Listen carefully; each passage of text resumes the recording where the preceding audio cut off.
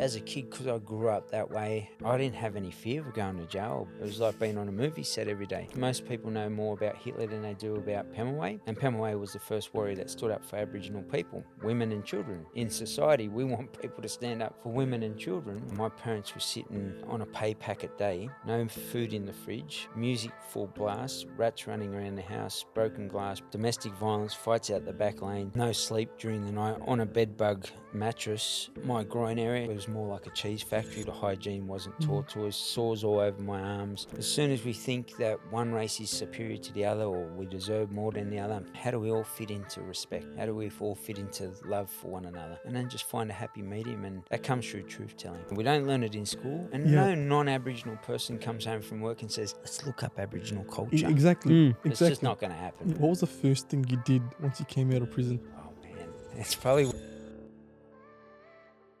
Welcome to the Out of Interest podcast, everyone. We are back in Sydney. We were in Sydney a couple of weeks ago, Mazza? Yeah. It's like deja vu. It's like we never left. And this chair, if you guys watch the podcast, I actually broke this chair and they fixed it seems like. So thank you for that, Dave. I really do appreciate it. Hopefully we'll break it again. But look, today's guest, I think it's a very unique one. Just before our guest arrived, me and Mazza were whispering to each other saying, like, what angle do we take with this one? There's so many routes to take. I'm like, yeah, let's focus on these ones. These ones are good, right? Because one thing that I really appreciate with today's guest is I feel like he's seen it all, right? He went from the bottom to the top. He's done a massive transformation. And people like that I personally really appreciate a lot because I could relate. You know, my dad's one of those people. He transformed his life. And today's guest is like that as well. I think we all love to explore how he came about that. Yeah. So, Jeff, welcome to the Out of Interest podcast, my friend. Thanks for having me. Yeah, it's big intro. I better live up to that. Nah, your story is absolutely insane. I was reading your articles. You've done a few pods, and I'm like, man. Usually, people in that space just keep going deeper and deeper into badness, I guess, for lack of a better word. And you've completely changed it, and that's absolutely impressive. And we'd love to explore that. Yeah. But I think one way to start is, maybe I'm gullible in saying it, I wouldn't know, but like it all comes from upbringing. Would you agree with that? Your childhood. Absolutely. And environment. Yeah, the environment. So how were you as a kid? I'd love to understand how you were as a kid. Father was very competitive very competitive human. So it turned me into that competitive human. I was very active, loved playing sport, loved school. But I was just built wrong. So proximity's power, and just being in the wrong environment. So I was learning, as much as my dad and mother were great people, just the habits and rituals that they carried and the environments around that dictated the byproduct I became. And I just learned what I saw and thought it was totally normal. And I was thinking about this the other day, driving by myself. I was just thinking, I didn't even think I did anything wrong for a long period of time. And I think that's why I didn't change. I literally... It doesn't justify what I did and people end up hearing, but in general, I just never stopped to think about what I was doing. I was just like, I'm surviving, and then I started to thrive, and I was like, how good is this life, and why would I stop? I've become a movie star in my own life. I'm making great money. I've got girls around me, and I thought that was the life, and you just didn't want to change it. Like, I didn't think about changing it because business was good. So if business is good, continue the journey.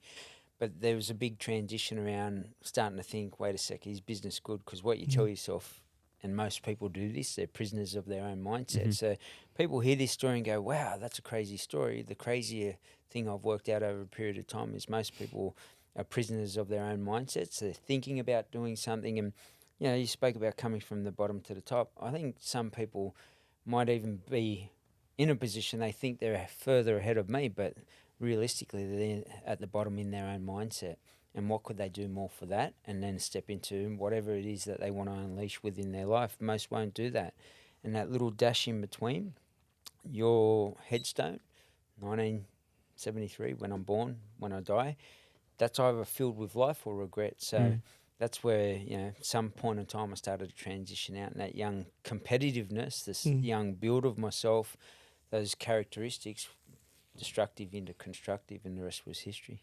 We're just speaking off camera about a topic that I think you can relate to quite closely. You spoke about obviously the family environment was positive and loving and caring for you. Obviously, friends and people around you probably didn't pull you in the right direction.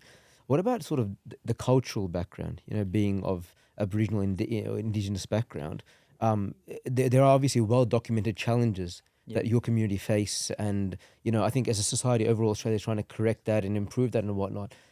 How much of a disadvantage do you feel that the community was at or still is at, and how much does that contribute to ending up in the wrong place with the wrong people?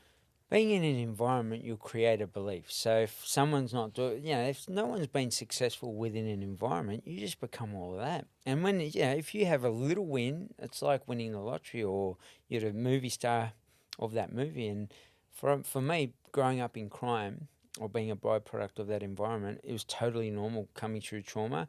And I've got to, people got to get context. If I come into your house and I do bad things to your family, you're going to be traumatized by that. And if I repeat that to you, your next generation, and so forth, Aboriginal people had to then carry that. And the reality is, there's a series I'd recommend it to anybody who hasn't seen this, Australian Wars. We go through schools. Most people know more about Hitler than they do about Pamela. And Pamela was the first warrior that stood up for Aboriginal people, women and children. In society, we want people to stand up for women and children, but when it comes to our culture, we felt that it was a different energy. So why does it shift? Is this a race thing? And I think on the back end of not having someone around me to show me the right way, role model me the right way, trauma, racism, it just sort of becomes a heavy backpack, and that heaviness takes you in the wrong direction, and that's filled with hate, and your decisions are made with resentment and anger, and then you just become all of that. And you don't think it's a bad thing. You actually think you're representing your environment, being Aboriginal the best way you can, sticking up for them. But the best way I sort of started to transition out of that was, best way I could do that is stand up and be everything that somebody says I can't be. And I think if people can take that away for themselves within their own environment, you don't have to be of culture. Your culture is built within yourself. What's your culture? What do you tell yourself? What are your limiting thoughts, behaviours and beliefs? How much do you challenge those every single day? And if you don't, regret's going to be that dash in between your A to B of life, your GPS to life. And, I'm proud to have gone through that journey because it made me resilient. I got a lot of the lessons that became blessings.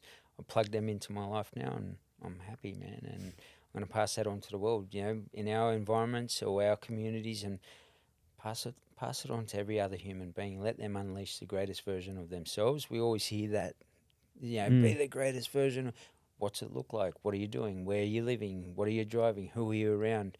And once you do that, inner peace, happiness, fulfillment, contentment around whatever that is for yourself, whether it's a religion, a way of life, where you travel to, what you're driving, who you're with, it's just priceless. It's been a priceless journey. Are you right now active in the Indigenous community? Absolutely. So I literally just came back from 8 hours, 10 hours out of Sydney, doing a whole heap of community projects out west of New South Wales.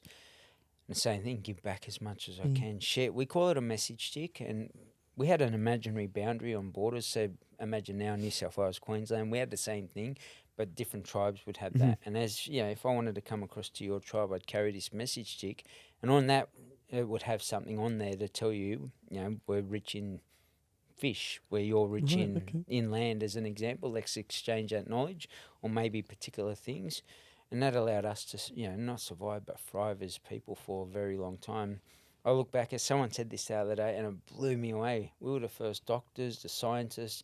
You got to think of, even the first engineers, throwing a boomerang and making that come back to yourself. Hunting, making sure the spears were well, all of the above. Then, the bush medicine. I just sat there and I go, actually, what you've just said blew me away, because I didn't realise we were that. And once you sort of understand what you've already got as a strength, you got pride in yourself.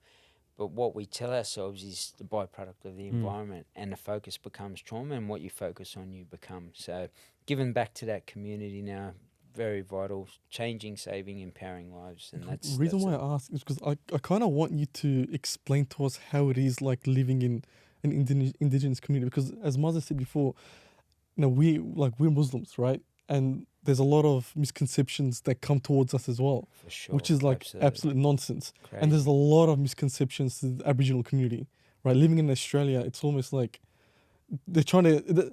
I don't know. I feel like this might sound a bit controversial, but I feel like the media is trying to make it look like they care about the Aboriginal people, but in reality, the police is the one that's almost like, "Hey, get out!" It's almost like just a vote sort of thing. It's a lip service. Right? It's like a lip service. We call it tick a box, and all Aboriginal communities will say they're just going to tick a box, right? And acknowledgement of country, before any sporting event, and then they played a national anthem, which was in contradicts conflict. that. Yeah. So I'm like, it doesn't make sense. I don't get it. I just sit there and go, this is crazy. Like, you're telling me you want to help, and then Reconciliation Week, I'm like, reconciliation.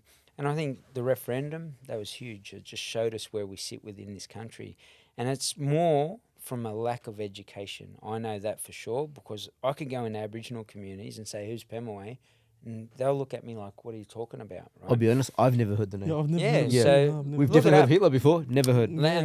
And I'll say, who, And we were who knows born here, Hitler? schooled here, brought up here. Well, Never. they did teach us about Aboriginal stuff, but I've never heard of that. Yeah. Yeah, That person. I call it surface level conversations, right? Just here's what Aboriginal, there's tribes and simple stuff, right?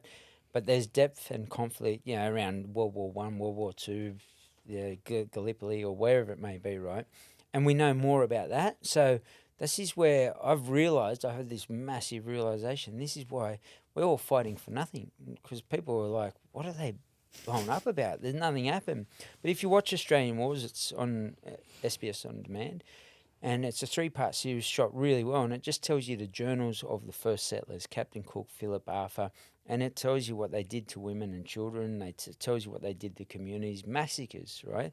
They're in there. The Queen knew about it back then, and it doesn't mean that we just don't want that to happen ever again, or to be recognised. It's like domestic violence. Domestic violence happens, and now we say, oh, let's turn a blind eye to it. Everyone would blow up if I said that, right? So what's happening is literally domestic violence to Aboriginal people, but we all just sit there and go, we're not keeping the same energy, but as soon as it happens to a female, and it shouldn't happen to a female, to be clear on that, then let's have the same energy for Aboriginal people and care for our country, because we're all human beings, and what race you are, what religion you are, what you choose to do in life, as long as you don't be a bad person to other people, let people be them.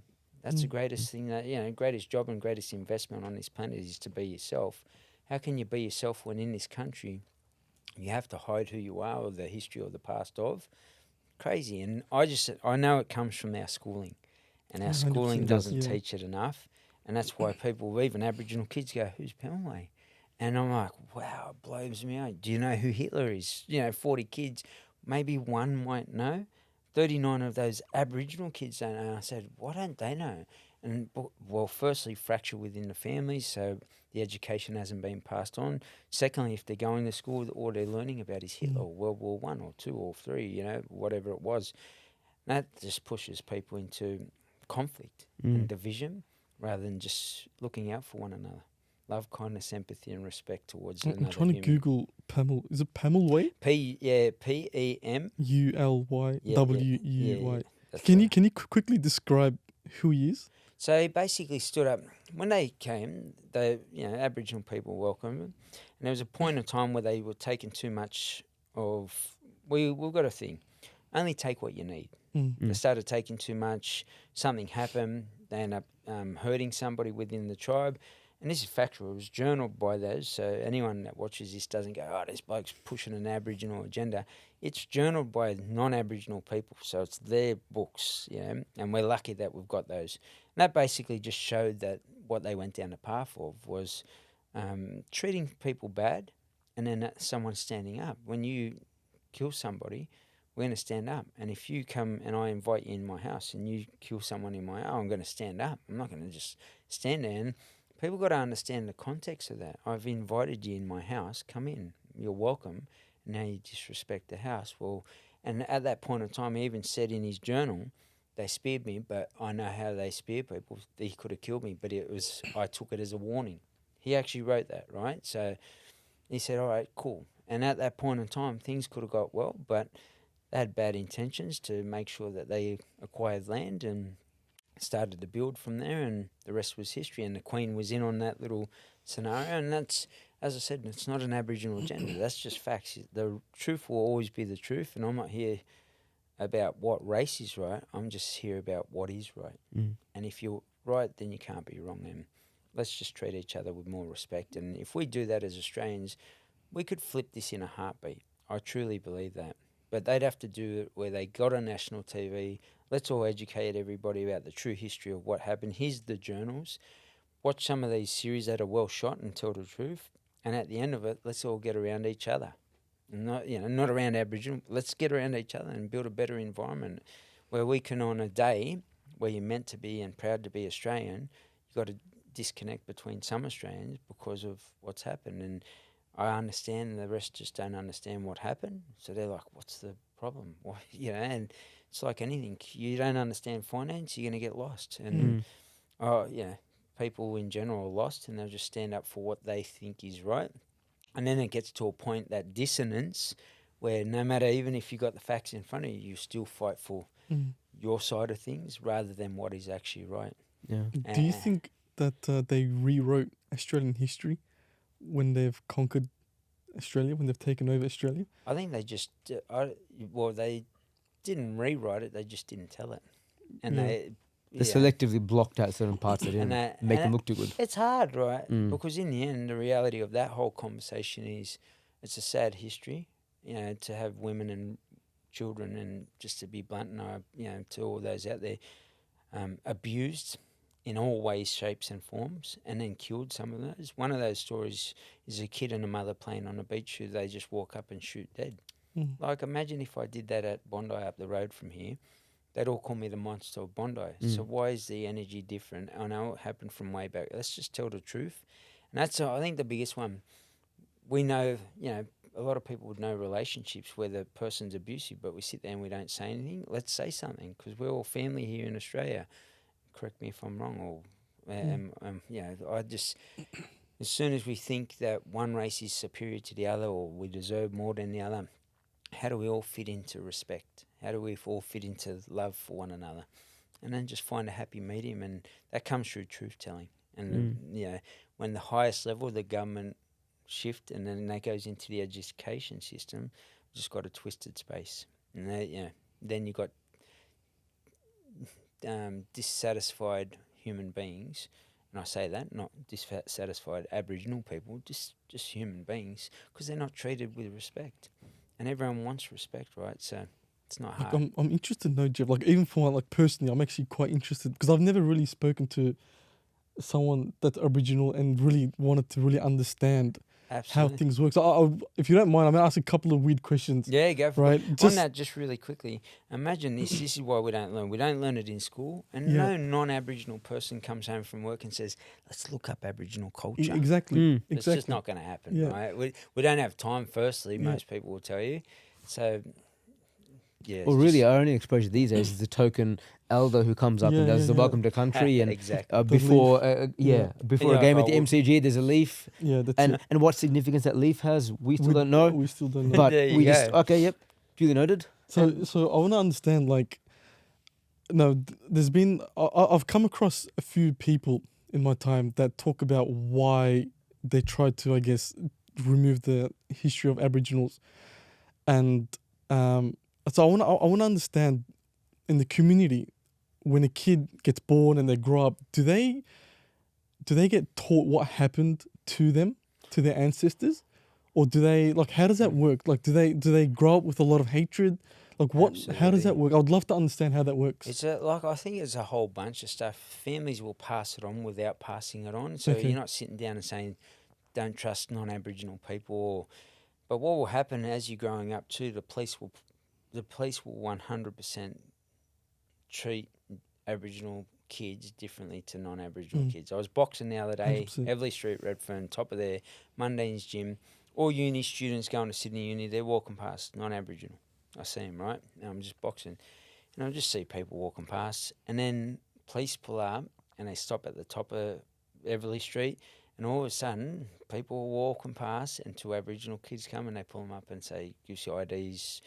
And I'm like, it's just racial profiling. And I think, to me, keep the same energy everywhere. If you're going to pull anyone up, who do you if you look at Bondi and what happened, that wasn't Aboriginal, I could jack up and these non-Aboriginal people, or what's non-Aboriginal culture, drinking at the pub all weekend and racing, and I could throw that out there. But I'm only being divisive.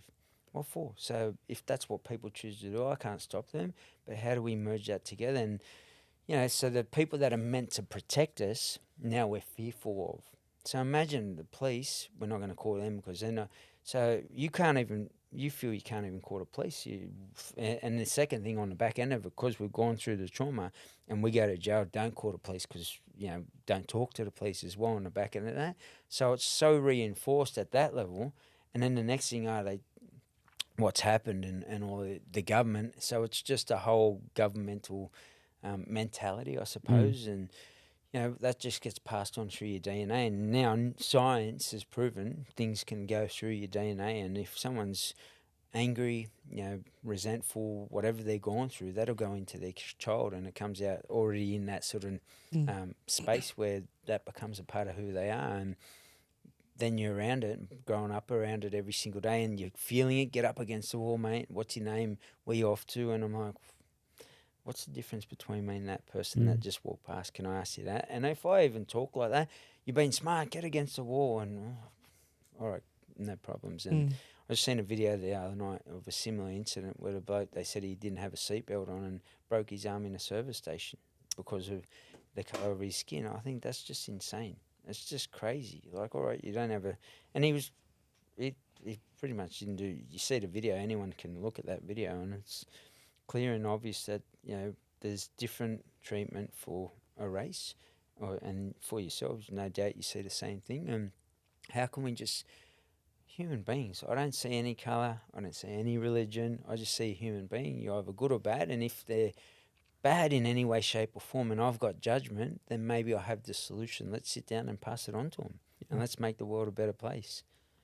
Because really, all you hear in the news all the time is that there's an overrepresentation of Indigenous people, Aboriginal people in the prison system. Huge. And then it's like, okay, well, it's almost like a stereotype created around a particular community, and say, okay, well, they have a more likelihood of committing crime or whatever it is. But there's never any thought placed to, okay, well, why is that the case? And as you said, which is an interesting point, there is an inherent sort of distrust towards the system, because the system doesn't regard us, doesn't respect us. It's not built to cater for us, it's built to cater for them. Absolutely. So it just continues to reinforce itself. And I think I just, as a kid, because I grew up that way and then went through the justice system, both juvenile justice and jails, I didn't have any fear of going to jail or boys' home. It was just, I'd go there and see all the boys from Redfern, and we were so well known and notorious, and I was a movie star, as I said, because of the notoriety I got from making money.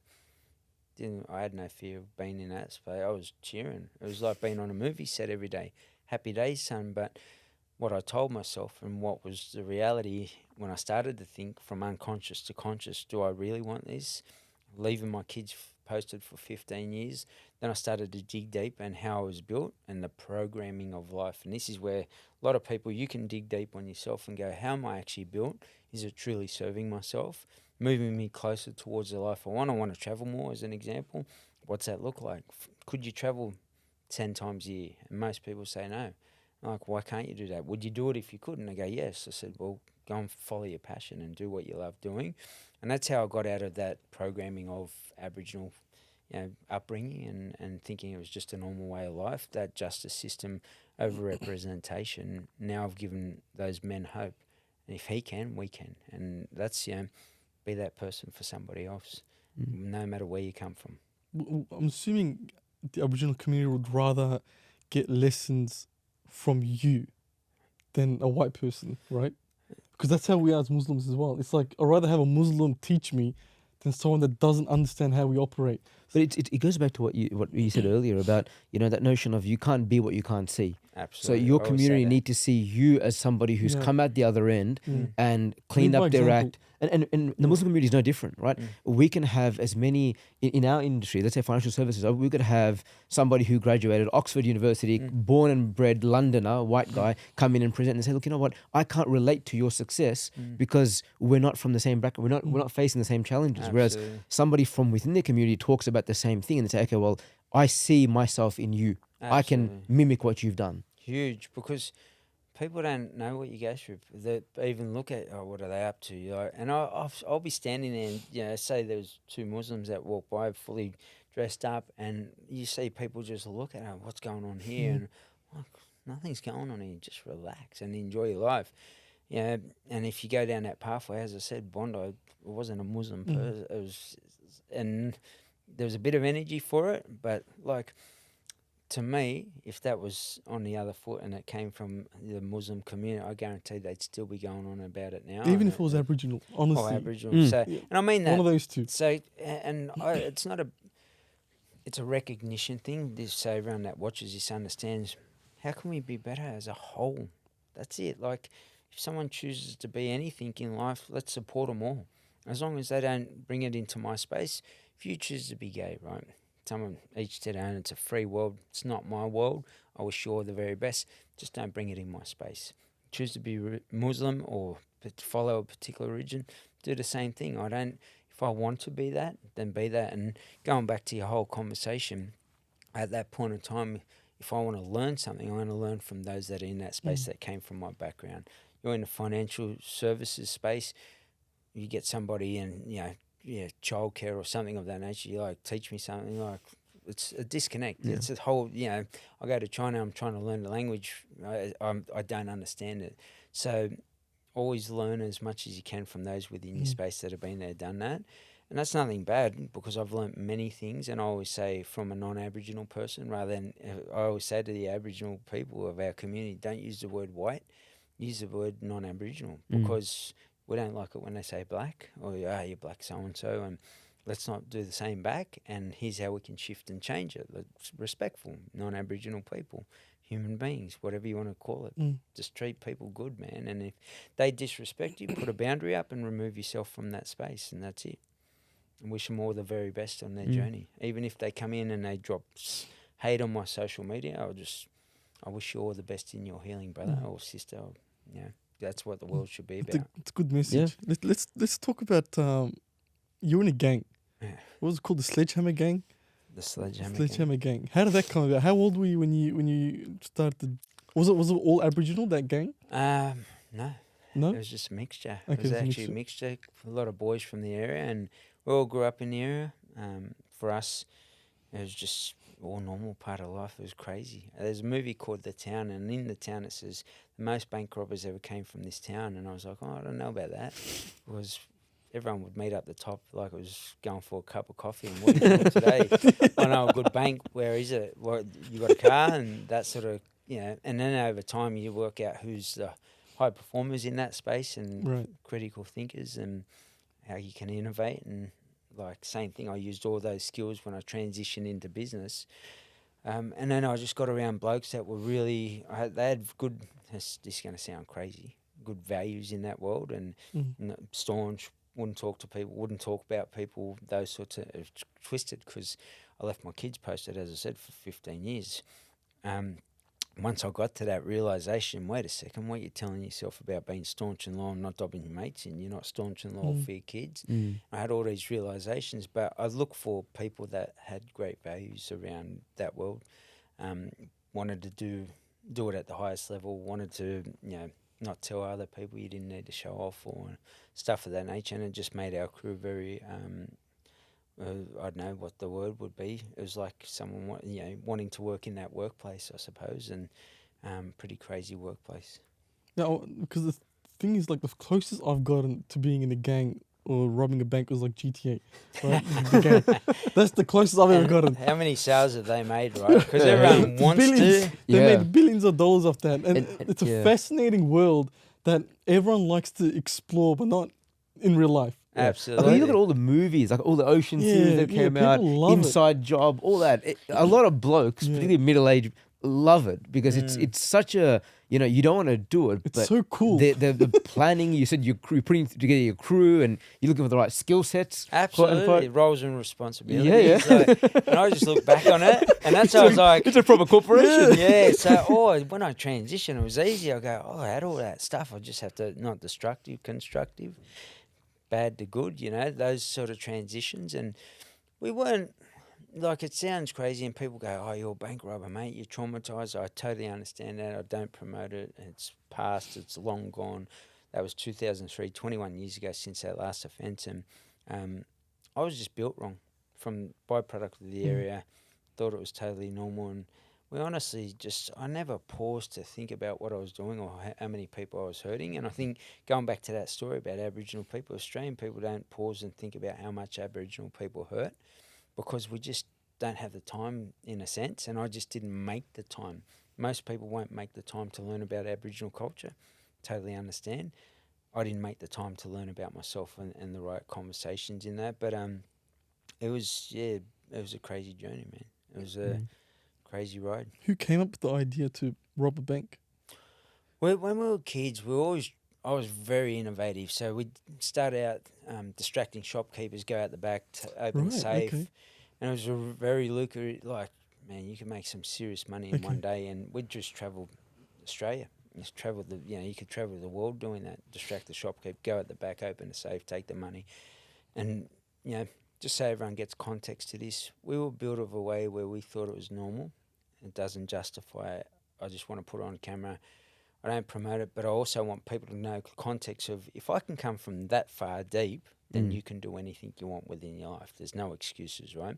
And then we sort of transitioned into, we walked past banks back in the day and they didn't have sort of the tech that they do these days and the cameras that they got everywhere. And we'd see people depositing money on counters. And I was like, I reckon I could snatch that and run off. And they go, you're going to have to dive across them. I was like, don't worry about it. We'll do that. We were all crazy. And if we got it, we were very violent, because that's how we grew up. Violence was your first response. And I was like, I'll do that. Sweet. Hold the door. And the rest was history. Bang. And that was my first major sentence. I got 3 years for a bunch of, we went all day. I think we got 180 grand in the day. And to us it was nothing. It was easy. Just pull up, walk in, bang. Some people would, I think, be so stunned by it that they'd just stand there and go, what just happened? They wouldn't even chase you and you'd run out and happy days. I mean that respectively to those that were on the other end of that. We just were built wrong, man. And if I'd grown up a different way and I had the role modelling, people were easy to judge. My advice to everybody out there, if you've got the judgment, sit with one of these young kids. If you understand, my parents were sitting, on a pay packet day on a Friday, no food in the fridge, music full blast, rats running around the house, broken glass, broken graffiti all through the house, swearing, domestic violence, fights out the back lane, no sleep during the night, on a bed bug mattress, foam mattress with 13 other kids. My groin area, but it was more like a cheese factory because I hadn't washed, or the hygiene wasn't taught to us. Sores all over my arms. And then people say, oh, I'll just lock him up and throw away the key. My parents didn't love me, so now I joined this street crew, get into graffiti. I was actually one of Australia's, or New South Wales' most well-known graffiti artists at the time. So that became my identity. And now that you said, oh, have you heard of him? You heard of him. That was reinforced. So I kept playing up to it. Oh, now I'm validated. Now I'm loved. Now I'm cared for. These people actually care for me where my parents didn't. So people out there, if you're listening to this, pause for a moment, sit down with one of these kids, go into a detention centre or something of that nature, share your time, share what you've learned that we didn't learn growing up, because how do you learn values when you can't see it, right? People are like, and here's the greatest thing for everybody watching this. If you're not a millionaire, why not? Why aren't you the millionaire? Because there's enough information out there. So being able to, you've got the information. We didn't have that information. In Redfern, it was so insular. We were our own world. You couldn't get a cab to go in there. You couldn't get people to walk past there. It was so isolated that we just were our own world. And that meant that I was learning off who? Drunks, people that have been locked up, criminals. What do you reckon I'm going to be? And I didn't want to be that. I just hustled. That's how we get food on the table, because on Friday night, there's no food in the fridge. That party goes all night and goes all weekend, and I get to school on Monday and I'm falling asleep and the teacher's like, Morgan, are you bored or something, mate? And I'm like, far out. If you only knew. Go up in the corner and I was like, cheering, I'm going to have a sleep. But the disconnect between understanding what we're talking about and trying to, it's like financial advice, right? You're doing it for a long period of time. I know a lot about advice I've been given through the financial advisor we have. But then trying to go out and say, I know everything compared to what you know, it'd be crazy. It's just, I don't know what I don't know. Share that with the world. And some of that stuff is so simple. The role modeling could be behaviours, self-limiting thoughts, how you conduct yourself, how you speak, the tone of your voice, the level of your voice, the language that you speak, which meant half of my words were swearing words or pig Latin back in the day. That's how I grew up. It was totally normal. And they go, all these SJs out on the street, that's just what they know. And that's all they're doing. You talk to them and they say, I wish I knew differently. I wish I seen something different. And someone like Spanian, who's been able to flip that and use that same skill set into a great tool for himself, happy days. And we could have so many more contributing community members of high value because they're hustlers already. Put them into workforces or their own businesses, they'll crush life. Yeah. The thing is, we live in a very selfish world, though. Like, people just don't care. Like, true story. It's facts. Like, how many times, like, even homeless people, right? First thing people will say is just lock them up. Like, why are they in the streets? Or Kill them. Like, do something. Yeah, or they just assume that they're homeless because they're drug addicts, or they're this or they're that, whatever it is. And there's something I was reading about, like the food bank, and you look at the number of people that queue up for the food bank, not because they have gambled away their income or they're just bad financially. It's just that life is so hard for them, they can't get fresh fruit and veg onto their kids' plate or put it into their lunchbox. And you're like, I'm having to get up here and practically beg for food just so I can give my kids fresh produce. I'm not doing it because I enjoy it, it's because I have no choice but to. True and we're so quick to judge. I think the biggest thing then is what I started to do, recognise that and say, I'm going to control my own destiny. And instead of sort of just surviving, I went, no, I'm going to thrive, and how am I going to do this? So I just started to say, I'm going to create it all myself. Because you can imagine after 20 years as a bank robber, coming out of jail, Sledgehammer Gang, articles being written up, I was like, yeah, who's going to give me a job? I'll do it myself. And you know what? I do stuff really well. I was a competitor. I've got the skills. Transition. I did a skills audit on myself, and I said, what have you got? That sort of thing. I call it a live autopsy on how you built. Cut myself open, started to navigate through it all, and it took some time. But I've refined that so a human could come into our space and go out performing better within 3 months. I'm talking they could be through any form of abuse, growing up the way we did, and then perform at a different level. But the funniest thing was over time, and this is the craziest thing about society, I thought they'll judge me, but then when we go into these programs, I'm like, they're just built like me as well. And they're making bad decisions, whether it's around the foods they're eating, the way they're living, you know, gambling, drinking every weekend, maybe bendering on the weekend as an example. And that was a normal way of life, dealing with their emotions through the week. And I'm like, is this what we call life? What do you define it as life? And once they started to do that, we had people have these realizations. I want more from life.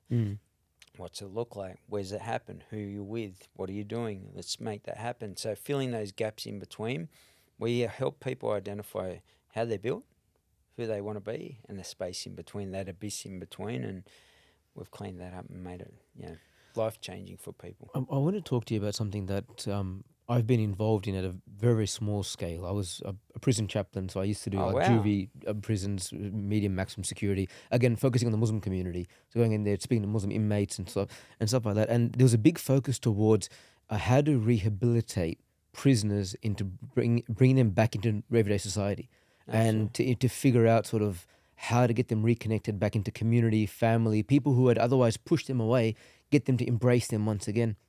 As somebody who's been through that process, what do you feel the system needs to address to make it, I guess, more successful at rehabilitating more people? Because the number of repeat offenders is very high as well. People get into the system and they never truly get out of it. They're in that loop forever. Obviously you're a great success story, Spaniards and there are other people who have come out of the system and well and truly changed. But why were you so different, and why do so many fail in that transition? I did it myself, to be honest with you, because no one was coming to save me. And I think the pain just got so much, I went, I'm done with this. I've had enough of it. And if I can make this much money this way, could I do it another way? And I'm like, so what are you doing it for? Is it about the money, and is it the lifestyle? What do you do you want to travel the world? What are you doing it for? So I had that real deep dive on myself, and I think the system just lock them up, throw away the key mentality. And what that does, it means that those people within that system, they're not learning anything new. If you learn nothing new in your environment, that's your environment. It blows me away, right? Even domestic violence. Let's talk about that really quickly in the system. Bloke does it, goes into the system. They don't have to do a course. So everybody knows out there, they don't have to do anything. It's up to you if you want to choose to do it. If you want to get your parole early, you might have to do some form of anger management, conflict resolution, violence prevention, something of that nature. But in general, they don't have to. They can say, I don't care, I'm not doing that. And they'll come out the same way. And if we send them out the same way, the only thing they'll do is they'll move from one suburb to another or another state or whatever it is, and now they get another partner, and the other partner doesn't make it through life, if that makes sense. So how can we grab men and build them into better men? And that means the role modelling side of things, education. Melbourne's system was far greater than Sydney in the education side. You could have a computer in your cell. And I know I've spoken about this on other podcasts. They're like, oh, so you could look up anything. There was no internet access. I wish there was internet access, let me tell you. But there wasn't. So it's just a computer to work on and do your assignments on. You had to print your stuff out with the tutor once a week. And if the printer spat out pages 2 to 4 and then missed 4 to 8, and you get in your cell, you start studying, you're like, wait a second, cell biology, what? This doesn't make sense. And you got to wait for a whole week. So it was a battle, but it taught me to be resilient, patient, all those, I was saying what to teach me. But Melbourne had that system, and they had a unit. So I sat in this unit, and people might not want to hear this, but big knives and your budget, and you cook your meals and that sort of stuff, and effective communication with 3 other men who, some of them been there for the most serious crimes you could think of in the country. And those men, I seen the shift and change in them by going into those units. Whereas when I went to somewhere, let's say like Lithgow Prison, which is a maximum security prison here in Sydney, versus Barwon Prison, I had the computer in my cell in Barwon Prison in Victoria.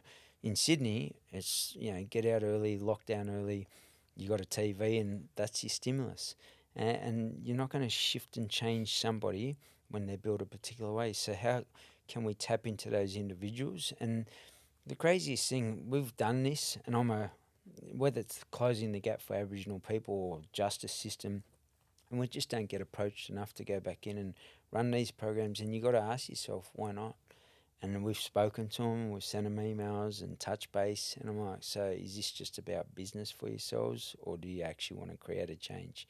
Because if you want to create a change, here's the model, here's the roadmap, framework to it. Got the capabilities, got the capacity, and you're not taking the opportunity.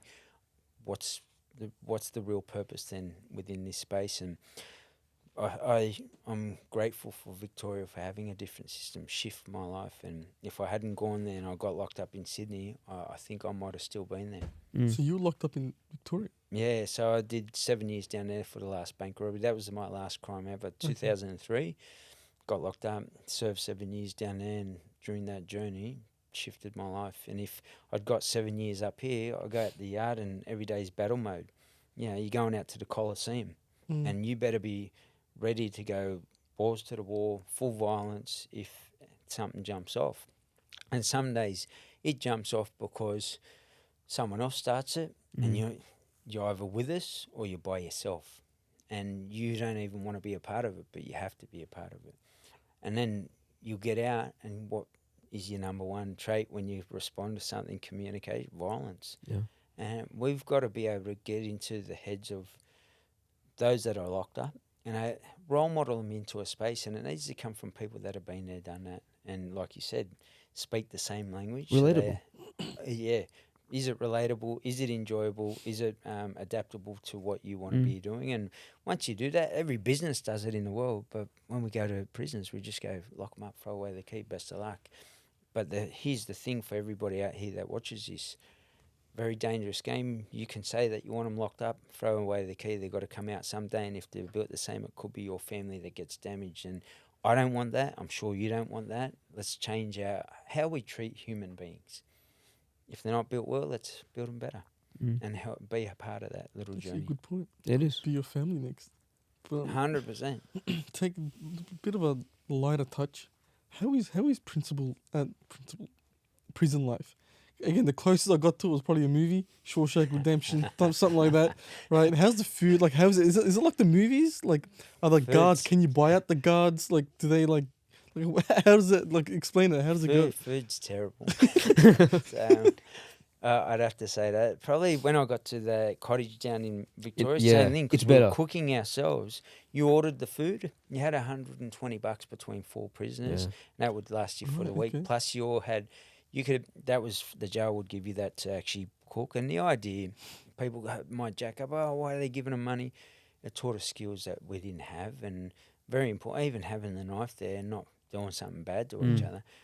How to communicate effectively sitting in that space, because I can be, get rough with the bloke comes back at me and now I'm not here anymore. So you learn to communicate really well, but it's an everyday process and you do your best to get through it.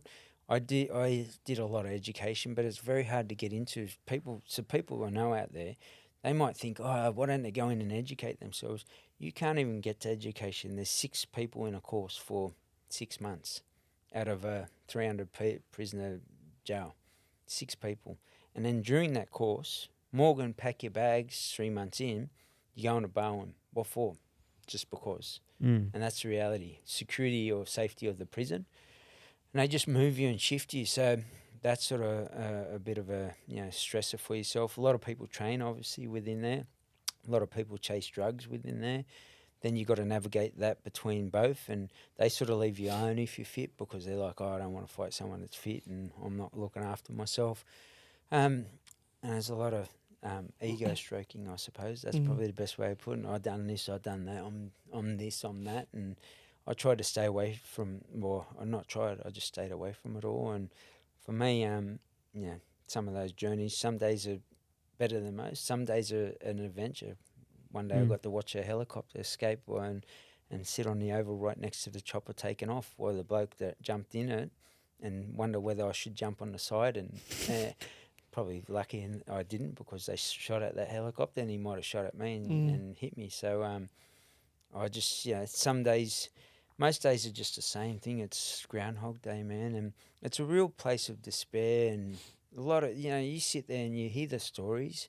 It's real sad, man. It's just like you look back on it and you think there's no way that person's going to shift, because there's nothing to shift and change them while they're there, and they're going back to the same environment that they came from. What do you reckon's going to happen? And it's just sad. Especially people who are on a life sentence or multiple life sentences. For them, it's just like an endless abyss. They're sitting there forever. Yeah, it's like depressing. when I went, some of the inmates I met, like young guys who were in there for a long, long time. These guys were like, I'm in my 20s, I'm going to come out when I'm like 60 something. I was like, man, your life's gone. Like you've got nothing to live for. And they're the guys who seem the most likely to do silly stuff in there. Because like, well, what do I have to lose? I'm going to be here forever. They don't care.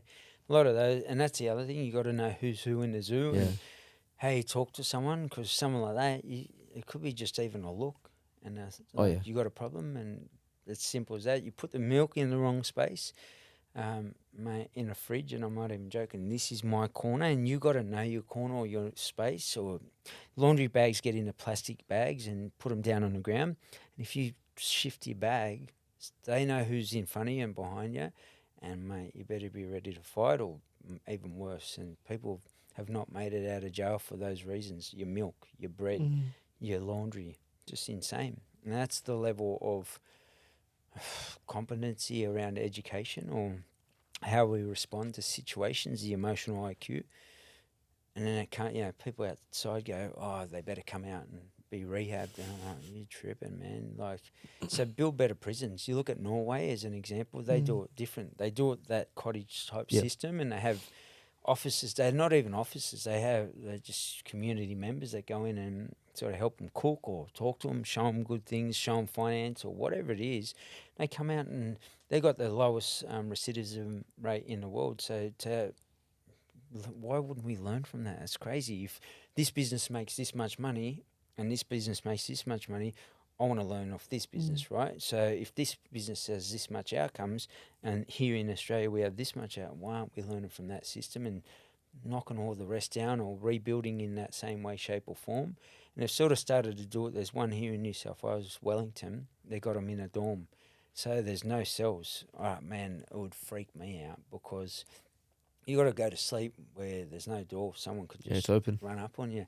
But what it does, it makes you communicate differently. It pushes you to say, you can be tough, but when you sleep at night, you're going to sleep with one eye open, and that just wouldn't be, do 7 years like that, it'd be Did you ever land yourself in solitary? Many For how long? What's your longest stint? 18 months. 18 months in solitary? 18 months. Holy shit. It was the longest. That would drive you nuts. Oh, yeah. 18 months in total, I should say. Okay. 3 months is the longest I've done in one stint, but in that sentence, I was in there 18 months. And it's just that, it did me the biggest favour. Okay. Because think of this in society, we don't have time anymore to sit with ourselves and know what we want from life. And that's where a lot of that soul searching went on there. Because you're with 4 wars, you literally go nuts. So you talk about what's prison life like. You're just waiting for the trapdoor to open and they drop the food in and you're like, yay! How that's the level of excitement you get for the day. And then you're counting holes in the air vent, literally 1, 2, what one was I up to? And like that, just to stimulate your mind. No books, no nothing. Yeah. That's it. Is prison cold? It looks cold. It's just, looks there's no very air cold. conditioning, so if anyone thinks there's air conditioning. In you, it always looks cold. I'm like, what's going on? And like the old jails were even worse because you had there was no thing cover the window. Oh, just so the bars. outside air would... Man, if you had rain coming some nights, it would come into your cell. Like Parramatta Jail was an example. When I was a kid, that was the first jail. And those, your bars, it's open. They come straight. You get birds that come up into your cell and, mate, rats come in through the night. Oh. When I first went to Parramatta, I was in with a bloke who was insane. He was crazy. Muster rolls around and they're telling me, mate, this bloke's, done this, that and the other. And he had HIV at the time. And I was like, what the heck? I wake up, some noise rustling. He's, got a syringe full of blood. And I'm like, what's happening, mate? Obviously violence. So I'm thinking, what I'm going to do with this bloke. And he's like, oh, sorry, mate, I was going to use drugs. That's why I waited till you go to sleep. And just crazy. I'll go back to sleep and I thought he was actually touching me because I felt someone sort of doing this. I opened my eyes and this big rat's just looking at me. Oh, it's like I'd rather have the guy touch me at that that's point. a lot of words you probably don't want to hear on a podcast. And I just, man, like it's just insane, and that builds onto the whole byproduct of the environment. You say, it's all a normal part of life. Who has rats crawling on in their own bed at home? No one, right? And then even how we treat prisoners in that sense, like why do we treat prisoners of that standard? I think people don't realise locking somebody up away from your family, away from bettering yourself and all of the above, I understand, that is so much punishment by itself. The pain that you go through in your head of being away. My brother and sister committed suicide in jail. Both parents died whilst I was in jail. And I committed a crime, so that's my choice and how I was built, so I served the time. But like just being away from them, that is just like ongoing pain to every single prisoner. You see it like, and if they've got kids, I've seen so many prisoners, you just see the heart or the body deteriorating. They can be a shell and they can project big chest, but so many of these big tough men with tattoos, they're dying inside. And if that's how we send them back out to society, they're going to go out angry, bitter. It's just crazy.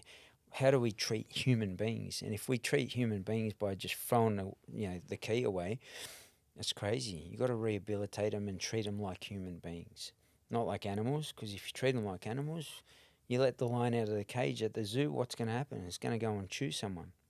And then you're going to blame the lion for chewing somebody. The lion's the lion. So shift the lion into, a cub or something, and make it cuddly, and they'll come out that way too. Yeah. Does the inmates, when it comes to the inmates, let's bring the Aboriginal topic back to it. Do the non-Aboriginals get treated better by the guards, or like how does that work? Is it, do the Aboriginals still get picked on at prison, or is everyone like equal at that point? Yeah, definitely the same. Okay. Yeah, I think Aboriginal people are very staunch in prison, and they're very tight, Right.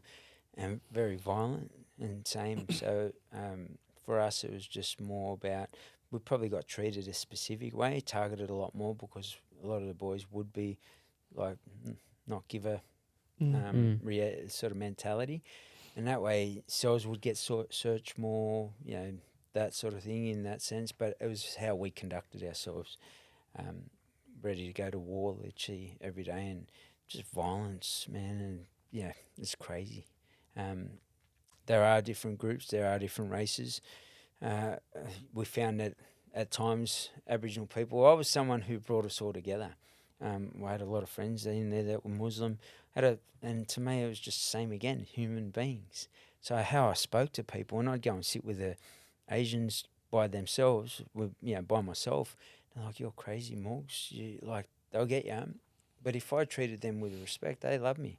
And if I came with no intention, give me something, or I want something, I just went there and just was a good human, and it taught me how to treat other humans. And that's when I came out. I was like, if I'm going to talk about being better, be the role model of being better and show everyone what that looks like. And even if someone says you're black, so and so, same. How can I help you heal, brother, sister? That's and what I learned from the Muslim brothers in there at the time, there's a lot of respect around the religion, and if you apply those principles, which they taught me quite a lot about, society be a great place. But we'll sit and judge people. Oh, they're going to do X, Y, or Z to us. Everyone's doing it. It's just a matter of what you focus on or want to push out the narrative to the world. And I think once you treat each other well, it's a better world. Who doesn't want that? I've got a personal one for you. Since you've come out and obviously reformed your life and everything else, the relationships that you had, particularly family relationships, kids, partner, etc., have they been? Were they warm to receive you back, or was there that resistance? And how did you overcome that? Because that would be a big fear, even coming out and saying, "Look, you know what? I've done my time, but will the world take me back, or will I always be pushed away, even from the people who love me the most?" Well, like most of family were good, but my kids just never the same, and I lost it.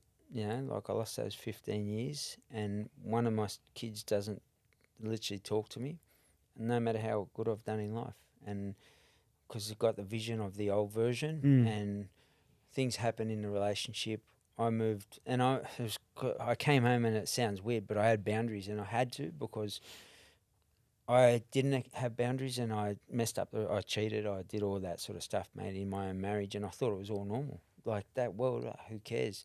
When I got married, conversations were like, I know what goes on, just don't bring it home. Just a twisted marriage from the start, So when I come home, I'm like, that's it.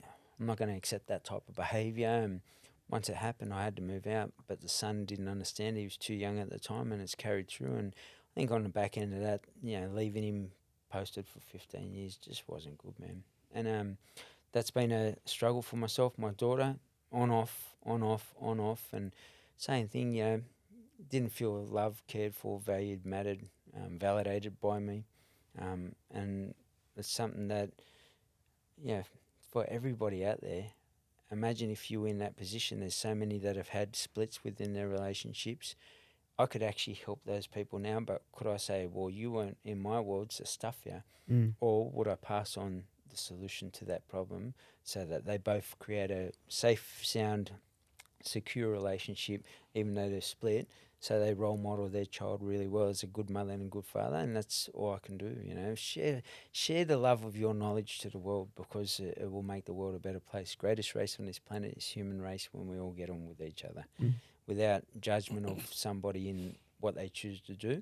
And we don't have to look at what Muslims are doing, or what you choose to do on any form of religion, your job, your nature, your race, your culture.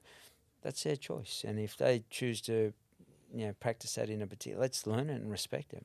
I respect every single religion, but if it's come to myself. What's your religion? My religion's my religion. Yours is yours, and we go from there. For me, I'm not someone of that. We got the dream time, and that's what I believe in. And I just, it doesn't mean I'm right, you're wrong. It just means I practice that. I don't. If someone wants to come and journey, hey, could I come and see what a cultural ceremony is like? Yeah, come, brother. And same thing. If I could do that in a sense where I could learn about it. What are the values in amongst that? What are the beliefs in them?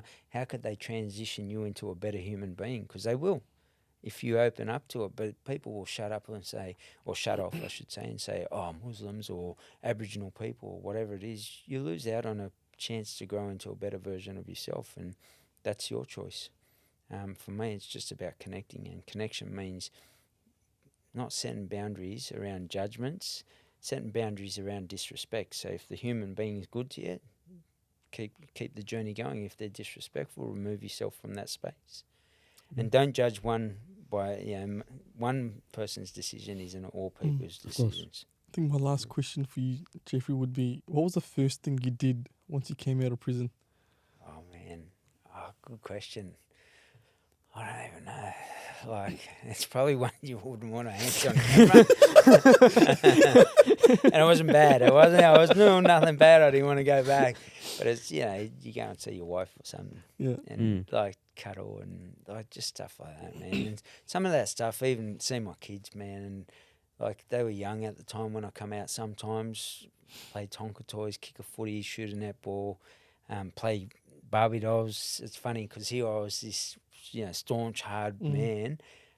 What people didn't see was me and my daughter playing Barbie dolls in the house. Yeah, and you're making these sounds and voices that, if people saw it, they'd be laughing their heads off.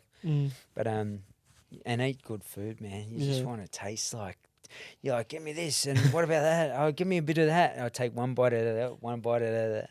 Like catch up. Yeah, just catch up. And the world changed so much by the time I'd come out as well. So getting a new phone and trying to navigate that. But yeah, it's just simple stuff, man.